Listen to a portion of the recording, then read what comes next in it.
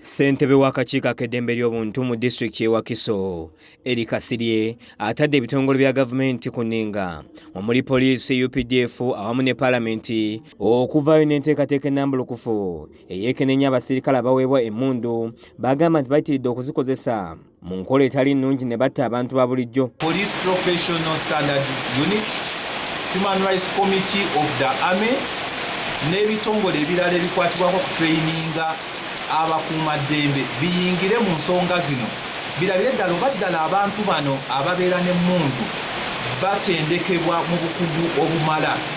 Ng'asinziza ku yafeesi y'akakiiko kano ku kitebe kya disitulikiti y'e Wakiso mu nsisinkano n'abakulembeze b'akakiiko kano n'ebitongole eby'enjawulo okuli n'abakulira amasomero, wano wasinzidde n'avumirira ekyokuba abantu amasasi mu disitulikiti eno nga mu nnaku 2 zokka abantu 2 okulwa mobile money ekyengera kosa n'omukyala yakubiddwa amasasi ab'ebyokwerinda e Nakabugo olunaku olw'eggulo. Twagala nno okuyita okugamba poliisi n'ebitongole ebikwatibwako amagye nti abantu bano abatta bannansi baleetebwe batwalibwe mu kkooti bavunaanwe basobole okusaavinga ekibonerezo balabirwengeko ng'ekyokulabirako tusobole okuba nti ebitongole bino ebyokutta abantu bigwawo.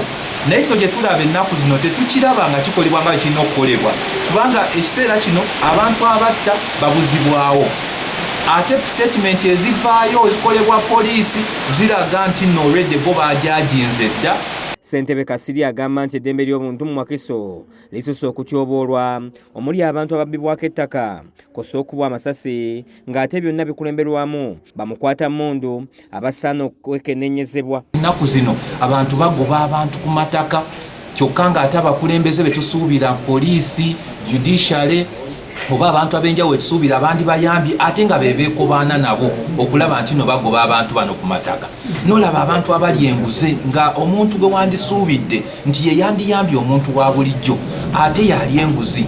Wano we basinzidde ne batongoza enteekateeka ey'okubangula bannayuganda nga batandikira amasomero nakyo kibeere kimu ku bitendekebwa abaana ku ddembe lyabwe. Abamu ku bakulu b'amasomero bagamba nti bwe kinaagenda mu maaso nga basomesa abaana abato eddembe ly'obuntu nga bukyali kyakutaasa nnyo era bajja kukula nga bamanyi okulwanya eddembe lyabwe. Ng'abasomesa tulina enkola gye tutyobola eddembe ly'obuntu, ng'abakozesa naffe nga nze ndi mu private sector waliwo enkola gye tulinyirira abakozi baffe. So kyabuvunaanyizibwa nnyo singa wabeerawo omukisa ogw'okumanyisibwa eddembe ly'obuntu n'abaana be tusomesa ekisanja mwe tuli Uganda ekuze tutuusa awantu nga twetaaga okutambula n'obuvunaanyizibwa.